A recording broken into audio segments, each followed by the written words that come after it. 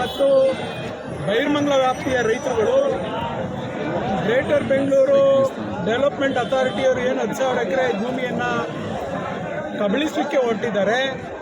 ಅದರ ವಿರುದ್ಧ ಸುಮಾರು 215 ದಿವಸ ಹೋರಾಟ ಮಾಡ್ತಿದ್ದಾರೆ.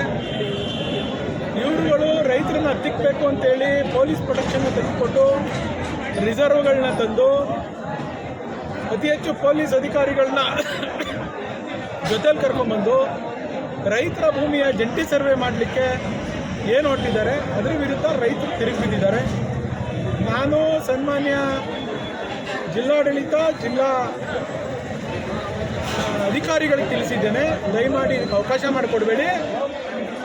ಇದು ತಮಗೆ ಸಮಂಜಸ ಅಲ್ಲ, ಜಿಲ್ಲಾಡಳಿತಕ್ಕೆ ಸಮಂಜಸ ಅಲ್ಲ. ರೈತರ ಬದುಕಿನಲ್ಲಿ ಆಟ ಆಡಕ್ಕೆ ಹೋಗಬೇಡಿ. ಪೊಲೀಸ್ನವ್ರನ್ನ ಇಟ್ಕೊಂಡು ಈ ದುರಾಡಳಿತ ಮಾಡಿ ಈ ಜಮೀನನ್ನು ಹೊಡಿಬೇಕು ಅಂತೇಳಿ ಹುನ್ನಾರ ಏನಿದೆ ಸರ್ಕಾರದ್ದು, ಅದಕ್ಕೆ ನೀವು ಪುಷ್ಟಿ ಕೊಡಬೇಡಿ.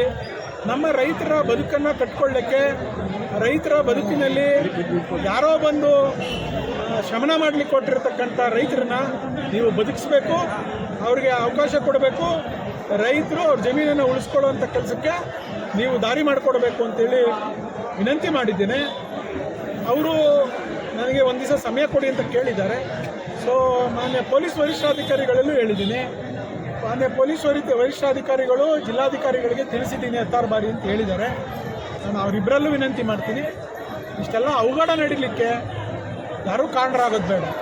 ಸೊ ಈಗ ನಮಗೆ ರೈತರುಗಳು ಬಂದು, ನಾನು ಈ ಭಾಗದ ಒಬ್ಬ ಯುವಕ, ಈ ಭಾಗದಲ್ಲಿ ಜನಪ್ರತಿನಿಧಿಯಾಗಿ MLA ಆಗಿ ಕೆಲಸ ಮಾಡಿದನು, ಈ ಭಾಗದಲ್ಲಿ ವಿದ್ಯಾಭ್ಯಾಸ ಕಲಿತನು, ಎಲ್ಲ ನನ್ನ ಒಡನಾಟ, ನಾವು ಬೆಳೆದು ಬಂದದ್ದು ಈ ಭಾಗದಲ್ಲಿ. ನನ್ನನ್ನು ರೈತರುಗಳು ಕರೆದಾಗ ಹೋರಾಟಕ್ಕೆ ಇಳಿಲೇಬೇಕಾಗ್ತದೆ. ಸೊ ರೈತರನ್ನ ಇಲ್ಲಿವರೆಗೂ ಯಾರೂ ಕೂಡ ಒಂದು ಸಣ್ಣ ಸಭೆ ಮಾಡಲಿಕ್ಕೂ ಕೂಡ ಅವಕಾಶ ಆಗಿಲ್ಲ. ಸೊ ಇಂಥವೆಲ್ಲ ಇದ್ದಾಗ ನೀವು ರೈತರ ಬದುಕಿನಲ್ಲಿ ಆಟ ಆಡಕ್ಕೆ ಹೋಗಬೇಡಿ ಅಂತೇಳಿ ಜಿಲ್ಲಾಧಿಕಾರಿಗಳಿಗೆ ವಿನಂತಿ ಮಾಡಿದ್ದೀನಿ. ಯಾವುದೇ ಕಾರಣಕ್ಕೂ ಈ ಜಂಟಿ ಸರ್ವೆ ಆಗೋದು ಬೇಡ. ರೈತರು ಒಪ್ಪಿದ್ರೆ ಜಂಟಿ ಸರ್ವೆ ಮಾಡಿ. ರೈತ ಒಪ್ಪಲಿಲ್ಲ ಅಂತ ಅಂದರೆ ಮುಂದೆ ನೀವು ಕಾನೂನಲ್ಲಿ ಹೋರಾಟ ಮಾಡ್ಕೋಬೇಕು ಅಂದರೆ ನಿಮಗೂ ಕೋರ್ಟಿದೆ, ರೈತರಿಗೂ ಕೋರ್ಟಿದೆ, ಓಡಾಡ್ತಾರೆ. ಆದರೆ ಫಿಸಿಕಲ್ ಆಗಿ ದೌರ್ಜನ್ಯ ಮಾಡೋದಿದೆಯಲ್ಲ, ಇದು ನಾವು ಯಾರೂ ಸಹಿಸಲ್ಲ. ಒತ್ತಾಯಪೂರ್ವಕವಾಗಿ ಪ್ರತಿನಿತ್ಯ ಮಾಡ್ತಾರೆ. ರೈತರು ಸ್ವತಃ ಜಂಟಿ ಸರ್ವೆ ಮಾಡ್ಕೊತಾರೆ ಅಂದರೆ ಪೊಲೀಸ್ನವ್ರು ಏನಕ್ಕೆ? ರೈತರು ಒಪ್ಪಿದ್ರೆ ಅಂದರೆ ಪೊಲೀಸ್ನವ್ರು ಏನಕ್ಕೆ?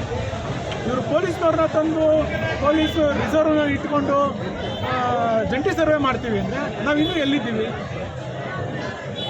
ನಮಗೇನು ಸ್ವಾತಂತ್ರ್ಯ ಇಲ್ಲ? ನಮ್ಮ ಭೂಮಿ ಅಂತ ನಮ್ಗೆ ಹಕ್ಕಿಲ್ವಾ? ನಮ್ಮ ಆಸ್ತಿ ಇಲ್ವಾ? ನಮ್ಮ ಉಳಿಸ್ಕೋಬೇಕು ಅಂತ ನಮ್ಮ ಪಿತ್ರಾರ್ಜಿತ ಆಸ್ತಿನ, ನಮ್ಮ ಸ್ವಯಾರ್ಜಿತ ಆಸ್ತಿನ ಉಳಿಸ್ಕೊಳ್ಳೋಂಥ ಹಕ್ಕು ಆ ಒಬ್ಬ ರೈತನಿಗಿಲ್ಲ, ರೈತನ ಮಕ್ಳಿಗಿಲ್ವಾ, ರೈತನ ಕುಟುಂಬಕ್ಕಿಲ್ವಾ? ಇದನ್ನು ಹತ್ತಿಕ್ಬೇಕು ಅಂತ ಹೊಟ್ರೆ ಯಾರು ಸಹಿಸ್ತಾರೆ? ಇದು ನಮ್ಮ ಸರ್. ಈಗ ಒಂದಷ್ಟು ಮಂದಿ JMC ನೋಡಿ, ಈ JMC 60% ಮಾಡಿಬಿಟ್ರೆ ಎಲ್ಲ ಒಪ್ಪಿದ್ದಾರೆ ಅಂತ ತಿಳಿದು ಅವರು ಇವನ್ನೆಲ್ಲ ಮಕ್ಕಳ ಟೋಪಿ ಹಾಕ್ಬೇಕು ರೈತರಿಗೆ ಅಂತ ಮಾಡ್ತಿದ್ದಾರೆ. ಇದಕ್ಕೆ ನಮ್ಮ ರೈತರು ಅವರು ಗೊತ್ತು, ಬುದ್ಧಿವಂತರು, ಅವರು 4-6 ಜನ ವಕೀಲರ ಹತ್ರ ಹೋಗಿರ್ತಾರೆ, ಕೇಳಿರ್ತಾರೆ.